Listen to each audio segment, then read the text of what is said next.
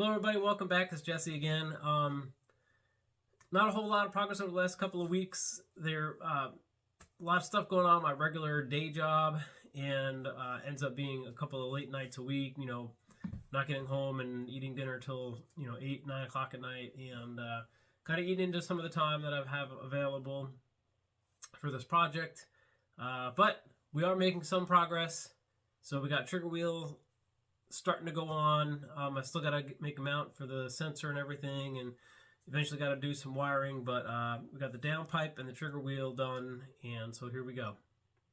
Okay, so this is the new trigger wheel that we're going to be using for temporary purposes, just to get the system back up and running. If we look at the balance of this thing here, it's a little bit heavy over here on this side of the trigger wheel. The other thing I don't like about this is, the main thing I don't like about this really is these teeth. They're a little bit wide for our sensor, right? So you want the teeth to be about as wide as the sensor itself. Our sensor is about half this width, right? So we won't get a super clean zero crossing. I do not like that, period.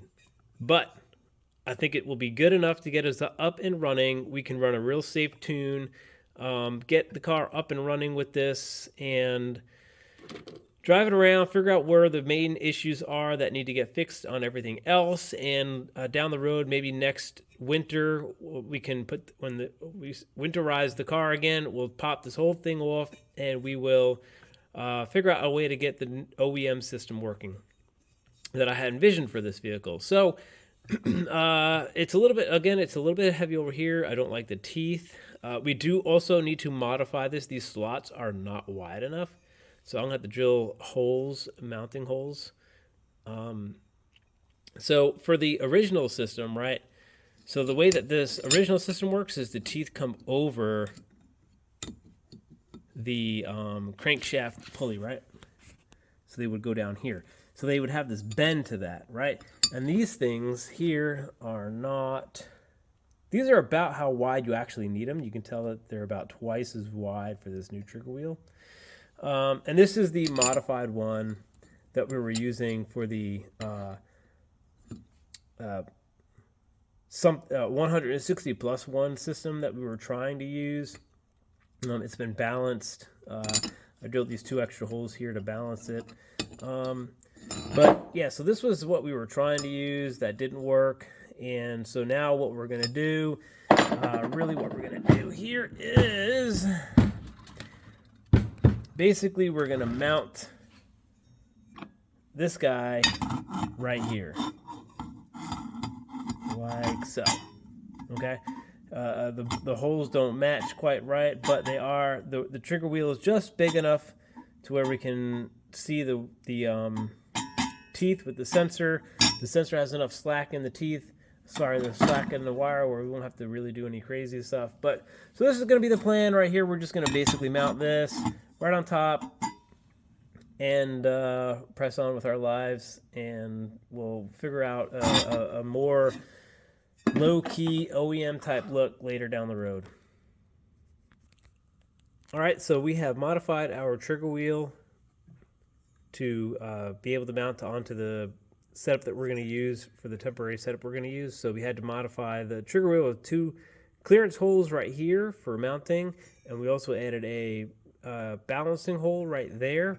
So it's pretty well balanced. I wouldn't say it's perfect or within 0.0 something or other, whatever balance people say. I'm not a mechanical engineer, so but I think for what we need to do, it's going to work. And so basically for the pulley system, the crankshaft pulley, what we did was we added these spacers in here, and so these will allow the trigger wheel to basically just be ever so slightly off this rim right here. And based on my calipers, they're within 0.01 millimeters of each other, so I think we're going to be okay there. And basically this is just going to sit right on here like that, and then we're just going to bolt that down, and that will be our trigger wheel setup for the pulley system. And then I've got to build a mount for the sensor, and we're going to use the factory sensor. So eventually down the road, once I get everything situated, we'll go back to the OEM system, and you won't even notice that this will be removed. So you won't see anything garring like this. All right, so here is the modified downpipe for the project. I'm not a professional welder of any kind, and I don't claim to be. All I have is a MIG welder. Obviously, a TIG welder would have much cleaner welds. But basically, welded it together, checked it for leaks, pressurized it, and pressure on the inside with soap. If you see bubbles, you obviously have a leak. And then I had 4 spots that I had to fix after. But anyways, you get the point. I painted this just with some header paint just to keep from rust coming in, and instantly it's going to rust eventually over time, but that's fine. You can tell the original exhaust system is rusted, so it's not stainless steel. So this is not stainless steel. I think it'll be fine for the few years. I don't plan on driving it in the rain. It shouldn't rust out quickly. Anyways, regardless, this is just 2 1/4 inch pipe. And what's nice about this is I just chopped it off from the factory unit here, where this squares in, gets crushed in a little bit right here, and then that's actually flat. And your O2 sensor goes right there. So I basically emulated the O2 sensor going on right here, but this is more of a typical bung that you screw into, as opposed to the exhaust portion getting flattened out where you would screw into there, which is this should flow much better. It's a nice smoother transition. It's hard to tell, but there is a pretty decent kink in it right here.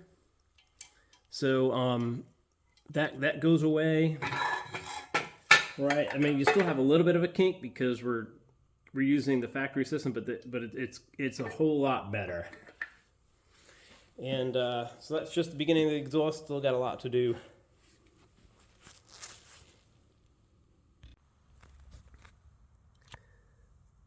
So one other modification we did was get rid of this pre-cap material. That's where the downpipe begins. So here you can see it's a lot more open. It was kind of a pain in the butt. You just kind of smash it out with a hammer. It's not difficult. It's just time consuming. Another thing that I find interesting about this, if this is real true pre-cap material, it's going to modify your exhaust gases slightly, which could also alter the way that your O2 sensors are seeing your exhaust oxygen levels, and could cause a tuning issue. I don't know why this is in there, but it also you can tell it probably cuts like half of your volume down between the two. And this stuff is like 2 inches deep, 2.5 inches deep. It's not just a little thin film. It's pretty stout stuff right there.